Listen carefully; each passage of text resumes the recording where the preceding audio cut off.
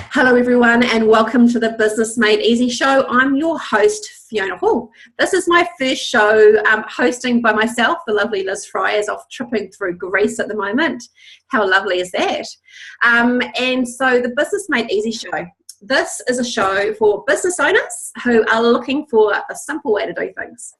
And I love to find a simple way to do things because I'm inherently lazy, and I think if it's too hard and I'm struggling to do something, then there must be an easy way to do things. So I'm on the hunt for looking for simpler ways to do business. And so part of that hunt is going and talking to really interesting people with great experiences and great expertise, and they're going to share with us some ideas to make our business life easier. And the reason for this is I love to connect, I love to learn, and I love strategy and systems. So I get to have all of those fun things in my life by interviewing people every fortnight on a Monday at 9 a.m. here at NZT time. So as part of this, I also have a private Facebook group for the Business Made Easy tribe. I'll make sure the show notes, the link is put in there so you can come and join us if you want to. Every day I post an inspiring idea or a tip or a hint, and we have hashtag days in there where you can join in and share and connect with other business owners, and you have the opportunity to share your expertise as well. So the purpose of the whole idea about Business Made Easy is, for me, I picked a word for my business. Each year I pick a word to focus on and to connect back in with, and this year the word is freedom. So how could I have more freedom in my life? And the topic today we're talking about is stress. And I know as a business owner that we often have a lot of stress on our plate because we're juggling lots of different hats. Especially if you're a small business owner where you're actually probably dipping into things that aren't your expertise that just need to get done. So I'm very lucky today to have our guest Richard Ellis, and he's going to be talking to us about stress prevention. And before I get into that, I just wanted to share my little golden nugget. So each show I do a little golden nugget of wisdom based on my expertise, which is around systems and finding a simple way to do things, because I'm the how-to lady. So I'm talking about delegation for your business growth. So delegating as a business owner, if you've been doing things by yourself, you're a solopreneur, for want of a better word, actually handing over tasks to other people can be quite confronting. You might be a bit of a control freak, like I can kind of be sometimes, and find it hard to let go of passing things over to someone. But the only way to grow your business is to have other people involved in your business and helping you to grow it. So whether you're taking on team members and staff, or whether you're using virtual assistants or specialist suppliers to help you help your clients, you need to think about delegation. So if you've often thought to yourself, it'll take too long to teach someone, or just do it myself, listen up, because you're the person I'm speaking to right now. I suggest that next time you're going to do a task that you don't particularly like and you were thinking, well, it would be really nice if someone else did this for me, I want you to take an extra 15 minutes on doing that task and book yourself some time in your calendar to do it. And then what you need to do is actually write down how you do that task. And if you've never written a task before, I'm going to give you a wee bit of a tip on how to write that really well. So the simple thing that I do when writing instructions is I ask myself some very basic questions. So who needs to do it? So if it's you, maybe put down the role that you're holding when you're doing that role. So maybe it's bookkeeping or accounts, or say for this example, we'll say account support or a bookkeeper. Then you need to write down when it needs to be done. Is there some time frames? Does it need to be done by a certain date? Why it needs to be done? And then we get into the how. So for example, I would set myself up a reoccurring task for this. This is something that happens, say, once a month that I need to do. Book it into my calendar for the actual times of doing it. Not when it's due, that's a whole different appointment, but when you're going to be doing it. So for example, to get specific, 10 a.m, first Monday of the month, run my MYOB report on the past month's sales figures by region, sales, person and product. Email the results by 12 noon to the accountant, as they need to use it in the management meeting. That's the why. So you understand the why when you're delegating. That might be your monthly task. And so highlight the actions and the timeframes in that. So in that appointment, write those tasks in a list, maybe a numbered list or a bullet pointed list, just so you know what needs to happen in the right order. Right? Does that make sense? Quite simple, right? So next time you come across a task that you really don't like doing and you would love to delegate, just give yourself a little bit of extra time and record how you do it so it's ready to delegate. Cool. So that's my nugget for today. Now I want you to be introduced to my guest, Richard. So Richard runs Fit for Life Advanced Health Coaching. And I met Richard at a Fuse event a month or so ago. Might even be a bit longer, a couple of months now. Yeah, longer. Yeah. And Richard shared with me afterwards that he, like me, had suffered from adrenal fatigue. And I must admit, I was quite surprised because he's in the fitness arena. He looks bright and fit and healthy. And he's a male because most of the people I've met have been female who've suffered from adrenal fatigue. So he was the first guy I'd met. Richard owns and operates a personal training business, and he's obviously helping people get and stay fit. He specialises in weight loss and rehab with a bit of boxing fitness thrown in. So he works with people one-on-one and also does the group fitness training and some boot camps. And he also operates with corporates using his accreditation. I'll have to get him to fill us in what that accreditation is, a SMEAEP. Bit of a mouthful. It does, isn't it?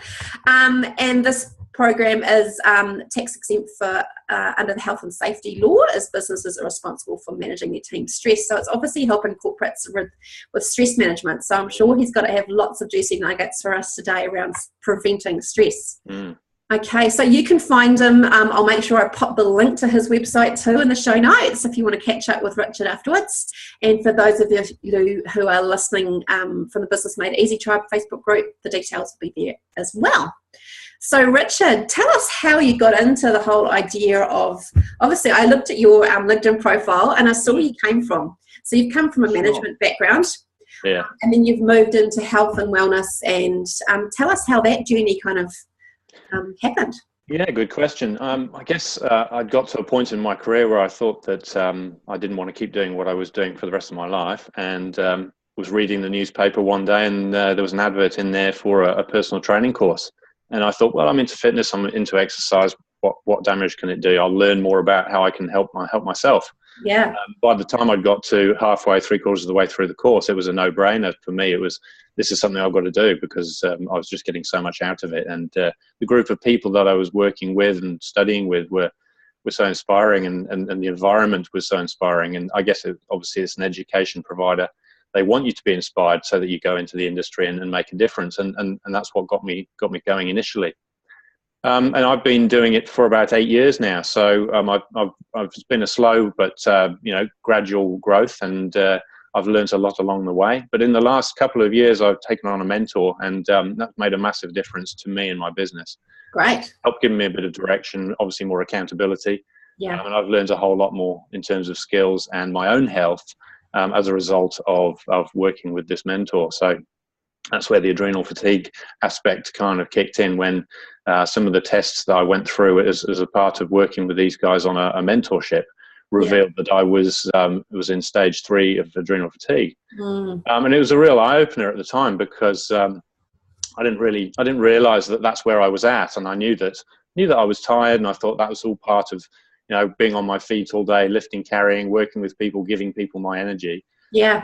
And obviously exercising a lot myself. But when I sort of stopped and thought about it, I realized that actually that year, or the previous year, I had done a significant amount of events, finishing the year with the Auckland Marathon.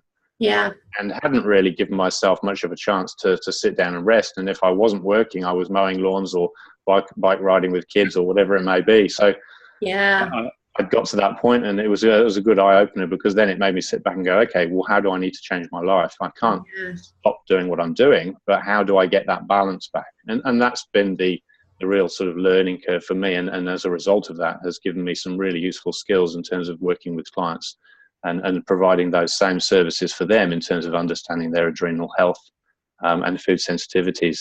Yeah, great. So, yeah, it's been an interesting journey so far, and it isn't over. No, it's not, is it? It's a continuation. It's only just beginning, really.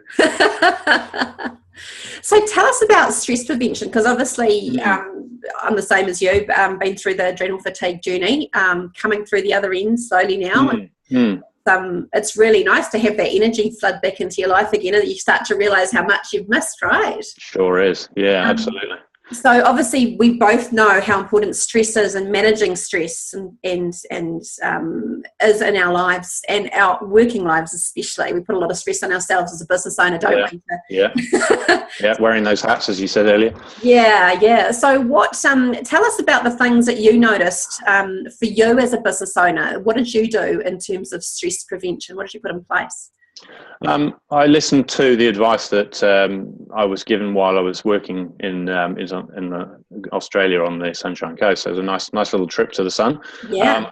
And so there was lots of advice provided by those guys, and there was lots of different pathways. And I guess I needed to find the one that worked for me, because sitting and doing meditation just did not tick any boxes.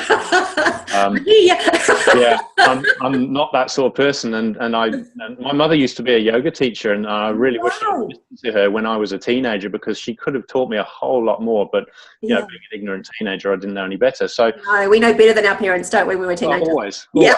I was looking through her notes the other day. Actually, she wrote out a book for me, and she's actually put the poses in there and which muscles are being worked. And I thought, my goodness, she knew so much, and wish I'd tapped into that knowledge. Yeah. But I found that adding some yoga into my week has been useful. So it's not a meditative type yoga.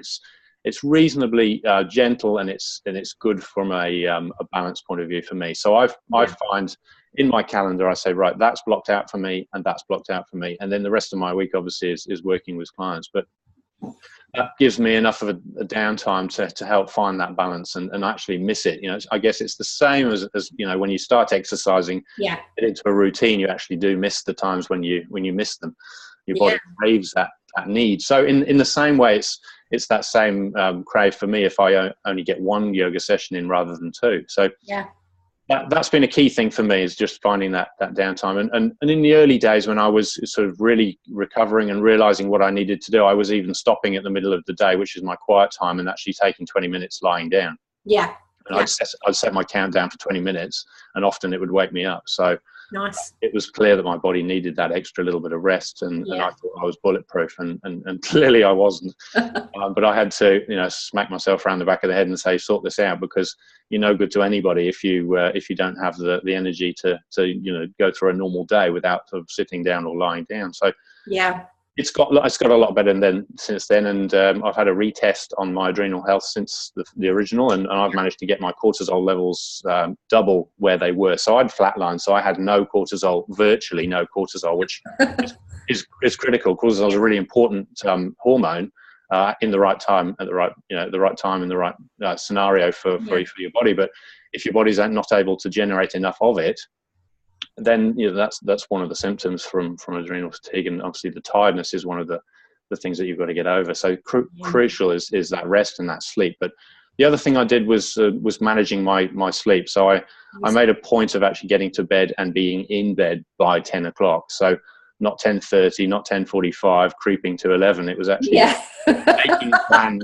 making plans well before 10, so that the head was on the pillow, because from a restoration point of view, your body goes through a cycle. So from 10 till 2, there's that physical repair. And then from 2 till 6, there's the mental repair. And it's a fairly important process that your body goes through over, a period of 8 hours or however many you usually get. Yeah. To wake up the following morning and be fresh and ready to go. And I knew that I wasn't waking up fresh, and sleep did not restore me whatsoever. I'd wake up. Yeah. That didn't feel like it was worth it. Something's not right. So that was the other key thing, I think, was getting that strict bedtime, into place, so that that plus the yoga and nutrition would probably be the third big component, making sure that it was good quality nutrition all the time. With the yoga, does the yoga do you do like guided meditation and breathing exercises? Is that part of what it is as well? Yes, it is. It's a mind and body place. It's actually in Albany, which is not far from me. I'm in Greenhearth, so it's really easy to shoot there and shoot back without it eating into my day too far. It is there's a reasonable amount of movement, so lots of working in exercises. Yeah. So that's the opposite to working out for people who know what exercise is. Yeah. I didn't really know what working in was until I started doing it and learning for myself that your body needs to move, and it's critical. It doesn't really matter what sort of movement, as long as your body moves. We're designed to move. So working in exercises are really restorative, and those are the sorts of things that we do in the yoga class. There's lots of tapping and breathing, making sure we're in through the nose, out through the mouth, belly breathing, telling our body to switch off from fight or flight mode as much as possible during the whole process. Yeah. And then there's some lying down at the end. So that's kind of the bit that I enjoy the most, is just that sort of that complete switch off. Yeah. Where you can, it's only for a matter of minutes, but it's just that ability to disengage the brain and know that you're safe, and it's fine to do that. And that's incredibly restorative. Yeah. I thoroughly agree with the yoga. I really crave it if I don't get to do my yoga class. So I have a very good friend who trained as a yoga teacher, and she actually put together a program for me specifically for my body, which was just so I can do that practice as I need to, which is really good. Yeah. Makes a big difference. Yeah. We do a bit of chanting too. We do some om things, and that I find that because you can actually, what I noticed with which it was a bit hard to do. I felt really weird sitting with a bunch of people. I felt like I was in a hippie commune. But what I noticed with the breathing, because I'm asthmatic as well, that my breathing is just chest breathing. I don't breathe deeply enough, and that's a problem. So that triggers fight or flight as well, right? Yeah, that's right. Yeah. And so she would the humming and the chanting would actually, I could feel the edges of my lungs. So it kind of vibrates. Right. Really Yes. I could almost kind of feel like I was actually reaching the full shape and ends of my lungs. It was really cool. That's good. Getting that proper belly breathing going. Yeah. Totally. Yeah. I think the other thing too with a lot of women, we probably, taught to suck our stomachs in as much as possible, right? Yeah, everybody wants to do their best. It's kind of contradictory. Completely. The Eastern philosophies have had it right for so long, and it's taken a long time for Western civilization to cotton on to what they knew way back. Yeah. I wanted to go back to sleep as well, because I know I've heard a lot of people talk about they find it really hard to switch off. And so so many people I've seen posting recently on Facebook going, up till whatever, and then couldn't get to sleep, and it seems to be really common, and there are a lot of entrepreneurs talking about that. So do you, obviously, being strict with when you hit the sack but obviously there's a lead up process to that, to get into there is being sleepy? Absolutely. I think that's the screen time is a critical part of that wind down process. So ideally, and this isn't always the case, but most of the time the phone is away and switched off, or at least standby at least an hour prior to that bedtime, because that gives your brain a chance to start to wind down. So reading is a really good option there. You've got no screens going on. You may have some unnatural light, but at the end of the day, that's a whole lot better than TV on in the background, phone on in front of you. So I get my reminder text out of the way fairly soon in the evening, so that people are committed to their following day's sessions, and then the phone goes off. I've found that I use a breathing technique even if I'm in bed and I struggle to drop off. Normally I drop off pretty quick because I have a fairly physical day. So that's not a problem. But sometimes if the brain's buzzing still, then there's something that I use, which is what I use with my clients usually at the end of a session. So I'll run through it now. I get them to do their session, but then at the end, before they leave, I make sure they switch out of that fight or flight mode, so they're calm, relaxed. They've worked hard, but also they feel as though they're ready to carry on their day. So the way it works is I get them to breathe in. Usually they're lying down. I get them to breathe in for a count of 4. So it's a reasonably slow 1, 2, 3, 4. And then I get them to hold that breath for 7. So count to 7. Usually they're still panting from getting off the treadmill. So it's not that easy. I was going to say. And then the last bit, which is the most important part, is the out breath for 8. So that out breath is twice as long as the in breath. So it's 4, 7, 8 breathing. So I'll try and keep it as simple as possible. And I say, look, in for 4, hold for 7, out for 8. And I send them a link to a video, a guy who invented this or came up with this concept. And there are lots of different breathing exercises and variations. This is just the one that I like to use. And if I'm lying in bed and can't drop off, I'll run through 4, 7, 8, maybe 3 or 4 cycles. And invariably, I've dropped off before I get to the end of that 4th cycle. So yeah, it works a treat. And it's just that final little bit of calming that my brain needs more than on a night where I've just dropped straight off.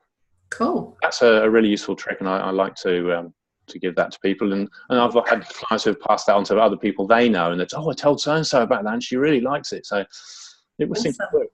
Very cool. Thank you for that. It's a really good to pass on. Very cool. What do you with sleep and stuff like that? Obviously, with the other part, the advanced kind of health coaching thing. What about people who are waking up? So that's the other thing I've heard of, people waking up as well, and their bodies something's going on.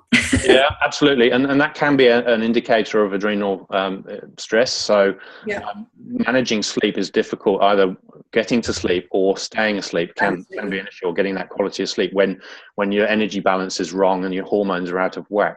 Yeah, there's no quick fix to stopping that happening. But I think the important thing is going back to that movement side of things again. So even if it's just moving in exercises, as long as the body has done something that day, that's going to go a reasonably long way to helping you get a better night's sleep, because the body will be ever so slightly more tired. So that physical tiredness rather than that mental tiredness. You get that mental tiredness if you sit in a classroom all day and you don't move. Yes. You feel like you need to get out and do something, but actually your brain's very tired. Yes. So it's a completely different type of tiredness. Yeah. A good point. Yeah, so I would say to somebody, are you doing something each day? Are you going for a walk? Are you even if you can get if you've got a dog, then there's a really good reason. I've got 2 dogs that get me out of the house often. Yeah. And sometimes that's all I'll do. I'll have a dog walk for the day rather than a full exercise session or yoga. Mm-hmm. And that will be enough. Sometimes that will be enough to help. But really, it's more about addressing what's going on with the adrenal health and getting some understanding of where the stress is coming from. Yeah. To then be able to help manage people through where their adrenal health is. So, there's a very useful diagnostic test, obviously, which I talked about earlier. But there are other ways to look at it before that, and there's a decent spreadsheet, which is one of the tools I use, which is a stress indicator form. So I'll get people to fill that in. Yeah. And it's comprehensive. It's a very long sheet. It's a comprehensive of list, and it gives people a chance to identify how they are now and how they were in the past, and then you can narrow it down from there. So once you can drill down on where the stress is coming from, you can help try and alleviate what the issue is. And some people it's physical, some people it's mental, emotional, some people it could be chemical, and they might live near power lines. All sorts of different things that can impact the body, which people don't necessarily realize. Lots of environmental stresses, right? That we didn't. Environmental, that's right. Yeah, I also really think that the fact that we're so connected now is actually a big problem. And I was just talking to someone on the weekend, having a conversation about, back when I was a teenager, you called someone on the landline to organise something, and then you just expected to turn up there. And that was it. Yeah. Yep. These days, you're constantly texting and Facebook messaging, and it's just FaceTiming. It's just constant, and the expectation to respond. I think as a business owner, I think that managing that whole personal boundaries as a business owner you talked about that you send that last text, and then that's it. You've trained your clients, I imagine, not to hear from you until the morning, right? Pretty much. Yeah. Usually there's a sneaky one that might come in after I've gone to bed, and I obviously don't get that till the morning. So right, you do have to have those boundaries. Yeah. And so do you so that's one thing, obviously. Were you before that, did you have that in place when you had adrenal fatigue? Were you more accessible and available to people? Have you kind of tightened the boundaries? Is there anything around there that you know? Yeah, great question. I didn't address that, to be honest. I think perhaps that I already had a reasonable handle on it. I like to think I did. Yeah. But I have, my friends will tell you I'm probably the one that responds to text the fastest, over and above anybody else, especially in those group chats, where someone will say something, I'm always the next one to say something. So I do have a tendency to jump on the phone a little too readily. You're an action taker. Maybe, or maybe it's a bit of FOMO as well, not wanting to. I don't want to miss out on the conversation. You never know what might be said. Yeah. So it's one or the other, and yeah. But I think that sort of that end of day thing is probably the most crucial for me, because I say to my clients, look, if you need anything, I'm here always. Yes. Unless the phone's turned off. So that's me, that's creating that boundary. Yeah. I think the fact that you turn the phone off and it's not there, that you can't respond, that, I know people who have the phone by their bed, and I'm like, what? Yeah. They're like, ping, ping, ping.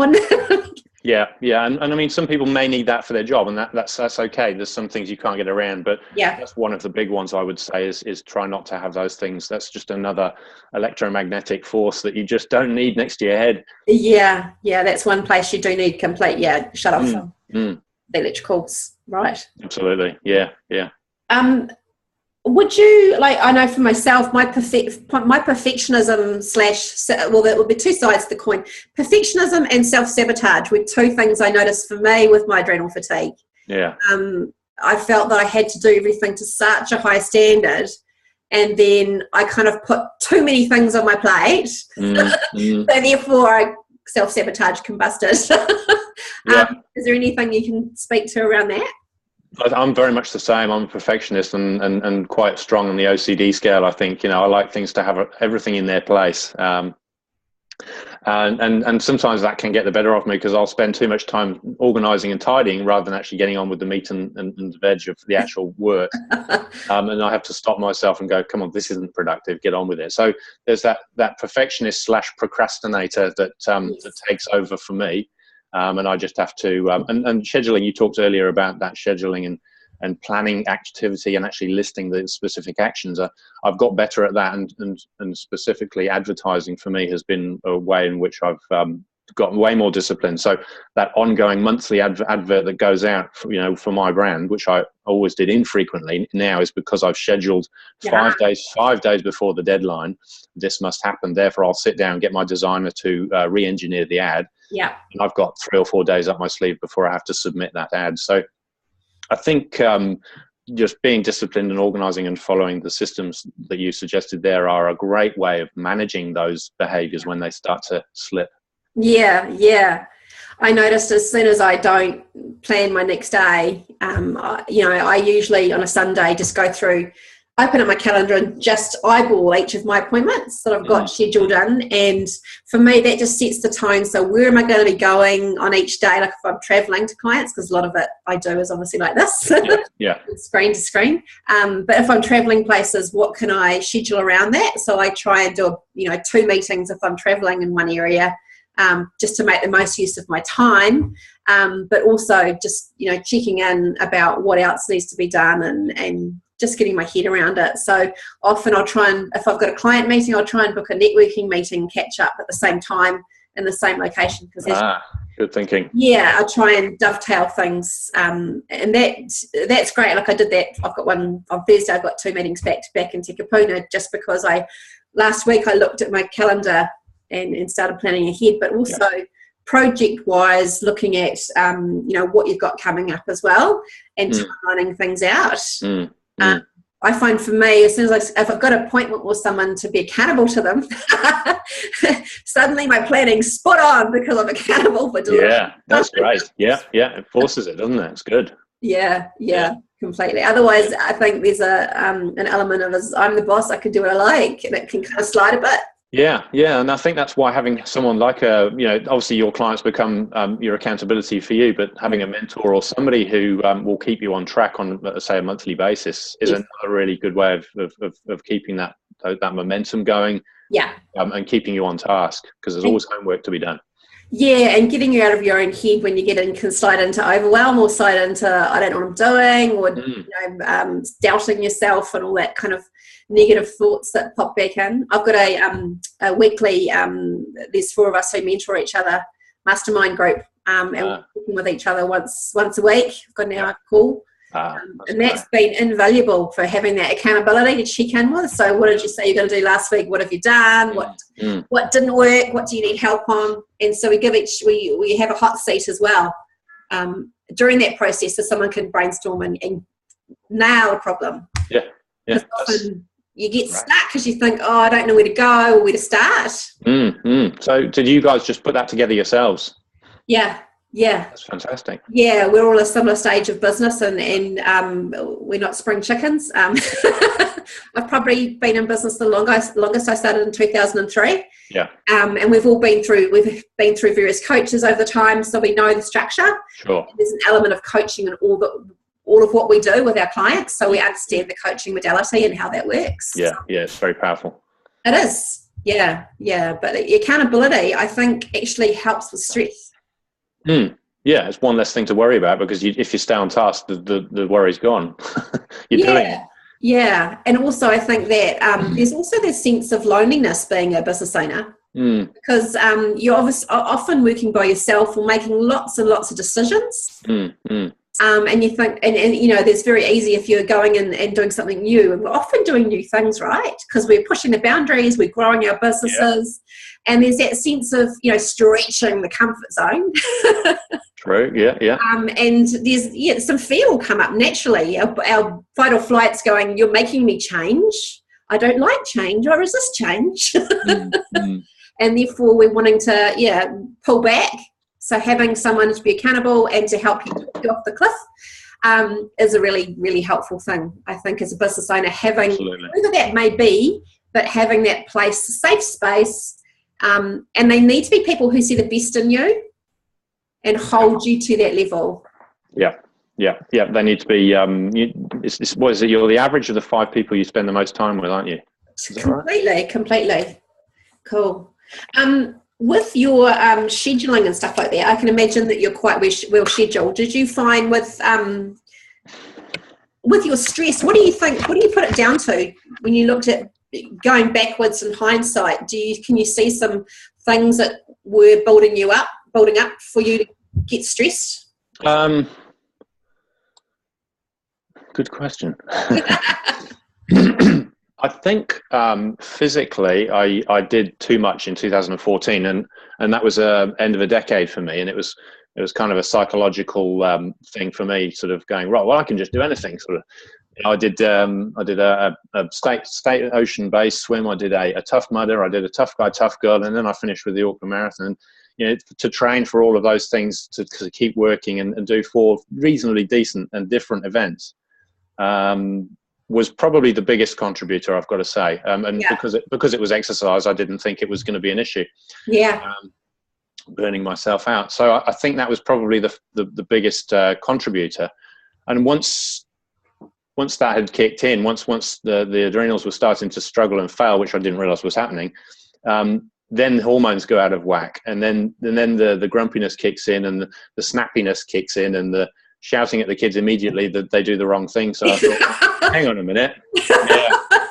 Hang on a minute. Where did this grumpy bugger come from? So, it was a slow creep. That's the thing. It's a slow creep. Yeah. You don't really realize what's changed, because it's just a small, subtle thing every day. And then someone holds a report in front of you and says, you're in stage 3 adrenal fatigue. And I think, oh yes, my numbers are low. That's great. They're not too high, and actually, it's worse. Yes. And I think, okay, what have I done wrong? And it's not necessarily doing anything wrong. It's just a learning process. You've just got to understand how your body works. Yeah. And I know a whole lot more about my body now than I did 2 years ago, which is a fantastic thing. So, there's always a silver lining in anything that seems like a bad situation, I think. Yeah. And for me, it's been that learning process and understanding how my body works, and obviously then being able to provide that information to clients and help them. And they won't necessarily know what the telltale signs are, and I've seen those. So I guess it's like someone who's been overweight and has lost that weight and is then a weight loss coach. Yes. I can't hold my hand up to that, but I know how to coach people through weight loss. Yeah. With the adrenal fatigue, I'm more authentic than anything else, because I've been through it and I've come out the other side, and I know how to help other people. And that, I think, is a really useful tool in today's society, where we're a coffee-driven, technology-driven society that doesn't stop. Yeah. All those behaviours are what will potentially drive someone into that fatigued state, without them knowing, without them really realising. It's those little things: need my coffee at 11, need my coffee at 11. Don't put the phone down. Oh, I'm waiting for a bus. Jump on the phone. So the brain never gets time to switch off. You're firing your adrenals every time you have a cup of coffee. And every time they're fired, there's that it's like the water pump on your water tank. At some point, if you just leave the pump idling all the time, it's going to stop. It needs downtime. That pump has to rest so it can keep working. Yeah. So yeah, it was a slow creep, but I'm wiser for it now. Yeah. Well, it's a great lesson to pass on to people, isn't it? Yeah, absolutely. So would you say it was over exercise and just doing too many things, trying to fit too many those events into your calendar, and not understanding that your body needs that downtime? So that's a shift you've made. Yeah, it is, absolutely. And I just try and pack too much into my day. I do whatever I was doing, and as I said before, instead of finishing with clients and taking a break, I'd get on the mower and start mowing the lawns, or I'd chop a tree down, or go for a dog walk, or it was just non-stop movement, non-stop physical activity, and I'd just taken it too far. Action man. Yeah, and I think maybe I was trying to prove something to myself that I could, and that wasn't clever. It wasn't clever. Yeah, I was the same, I think, because I went through, mine was triggered by massive weight loss, actually, and I was doing huge amounts of exercise as well. Yep. And it was fascinating because I lost all that weight and I was fit and healthy for about a month. And then my body went bang. Yes. And then all of a sudden I had massive bags under my eyes. I was slim. Yeah. Massive bags under my eyes. Yeah. Woke up absolutely exhausted every day going, what is wrong with me? Yeah. And I was at this entrepreneurs 3-day event where I was pitching my new business. Mm-hmm. Huge amounts of stress. I woke up one morning and just started throwing up. And I was going, what is going on with me? This is really weird. And that's when I found it out. I was like, this is quite strange. But that was the gallbladder. I actually had gallstone, and it was making me ill. Yep. Yeah, and I found that out, and then I found out about the adrenal fatigue as well. So the two things, all the processing, all the toxins from the rapid weight loss, it was too much. It was 20 weeks, 24 Ks. Right. Bang. Yes. And my body just went into detox. Yeah. And all the stuff flooded through my body going. Yeah. Needed time to catch up. Yeah. It was way too fast. Yeah, it was fascinating. But my biggest lesson really was the overscheduling, like yourself. Yeah. Too much to do. Yeah. Too many responsibilities. Not asking for help was also another biggie. But, I was like, I can just do it. I'll just muddle on and make it all happen, and this, that, and everything else. But so not asking for help. Asking for help has been probably my biggest lesson out of adrenal fatigue. Yeah. And saying no. Yeah, a few more no's is good. Yeah, absolutely. It's a personal boundary thing, really, isn't it? It's that's right. What, and the guilt will come up because other people are doing it. Other people are volunteering to help for this and doing that, and managing the guilt for not being there like you were. You have to actually manage the relationships with people as well differently, right? Yeah, absolutely. And that's a big as well, because people get used to you being the yes person. They do, yeah. So, and that's as a business owner too. So I was probably too quick to say yes to jumping and having coffee with people and doing stuff. So pulling back from that as well. That prioritising. Yeah, prioritising time. Is there any, the other thing I wanted to tell you, we talked about was mindfulness and mindset as well in terms of stress. What's your thoughts on those topics? I think the mindfulness thing is really important, and that rolls into everything. I think for me, particularly with eating, I'm a really healthy eater, but I'm a gobbler. I will hoover it. I'll hoover it down because what could be happening next? Yeah. Rather than saying, okay, chew it 30 times before you swallow it. A, because that will improve the digestion and the absorption of the food. But B, you'll be better off for it because you're sitting down and you're taking time to consume the meal over a longer period of time. Yeah. But that mindfulness rolls into everything, in terms of breathing.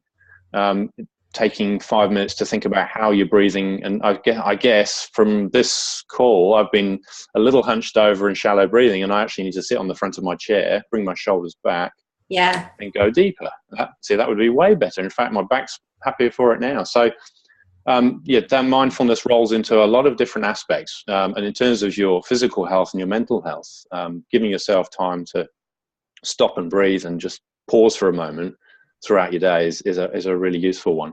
Yeah. Because it just gives those adrenals a moment to switch off and go, no, I'm not in fight or flight mode. I'm quite calm and relaxed. Thank you very much. Have you tried journaling, journaling thoughts out, and is that part of your practice? It isn't, and that was one of the pieces of advice that was shared when I did the mentorship that I talked about earlier, and that's not something that I've clicked into. So it took me 5 years to take that advice, so it's all right. You're okay. Right, yeah, I think the one thing that I do very quietly to myself is that appreciation or that gratefulness. Right. Yep. And I think when you're in that mind of gratefulness, you can't have negative thoughts. You're in that positive mode, and I guess that has a positive spill-on effect to your mental health. Yep. And I've been practicing that internally, so I guess that's the first step to that journaling, because journaling is another way of sort of being appreciative or a gratitude diary. Yeah. Baby steps for me on those ones. Yeah. I appreciate the value that it can provide. I just sometimes I'm a bit slow learner on some aspects of it. I had an assumption that if I was journaling, I was like whole hour and it was going to be a big, long, involved process, and it sounded quite onerous. But I ask myself 3 questions every day now. And I just write that, and sometimes it's a page, sometimes it will be 3 pages if I've got half a page, it depends. But the question that I ask is, what am I curious about? So it gets my brain into a creative mode. Yeah. What am I feeling? And then what actions am I going to take for the day? Sure. That's great. Yeah. And so that takes my brain through the creative process, through downloading any feelings that are coming up. And if they're negative, I can deal with them. And then the action I need to take that will mitigate. So maybe is something I haven't communicated with someone I need to, or something's going on. It just takes it. It's a kind of a mindfulness practice in itself. It is, absolutely, and it sets the actions for the day as well. So you've got some real sort of drive for the day. Yeah, and I got the curious. What am I curious from from a mixture of Brené Brown's work on vulnerability and that kind of area of things, and also from Elizabeth Gilbert's work, Big Magic. I don't know if you've read her book. No. So she talks about what am I curious about, because there's all this pressure for us to be passionate about life and passionate about something, but she said not everyone has that with them all the time. No. Moments of being passionate about a subject, but a lot of us are curious, and following your curiosity will take you places, and you live an amazing life just by following your curious path. I like that. Yeah, that's cool. So we're coming up to the end of our 45 minutes. True, that's gone fast. I told you it would. You did. I was worried, but no, should have just sat and relaxed. Hey, I've really enjoyed this conversation with you, Richard. It's great to get your tools and tips. Love what you've got to say about managing stress levels, because obviously I think adrenal fatigue is not something people really understand. No. But that's where stress will take you, or some other version of adrenal fatigue. There's lots of kind of versions of iterations of that. It will take you and challenge to your health. So we need to be really aware as business owners to how to manage that stress level. Absolutely. Yeah. I mean, I'd like to offer anyone listening a chance to chat over whether they think that their adrenal health is affecting them or not. And so what I'm doing is offering a 20-minute free consult. Right. So if people can contact me via my website, I'll hold that up. So look at you. That's me, Fit for Life, or f4l.co.nz. So either contact us on the website or just 021 777 417. Brilliant. Viewable? Yep. Cool. Okay. Good. So in that way, then people can, no pressure in terms of necessarily needing to work with me, but just get an idea of whether I can ask them a few questions, and that could at least be some thought starters for people if they feel that their energy levels are causing them an issue. Fantastic. I've got one last question that I ask all my guests.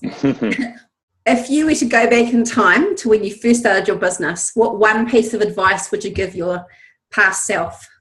Get a mentor on day one. Nice. I like it. Very cool. Very cool. I agree. So that's the end of the Business Made Easy show for Next show, I'm going to be interviewing Deborah Shintry. She's an entrepreneur leadership coach, and her big mission really is to stop tolerating being overwhelmed and stressed and start living your life you love. So she's all about looking at you being a leader in your business and growing your business from the perspective of being a leader. And we all need to think about that as we grow, being a leader in our business. So I'm quite excited about that. Thank you so much, Richard. Thank you. Great to chat. I'm going to book in my calendar a 30-minute walk every day. Excellent. I'm not doing my yoga, so you'll be pleased to know. Got me motivated. Well done. Good. So I'm just going to stop the recording now.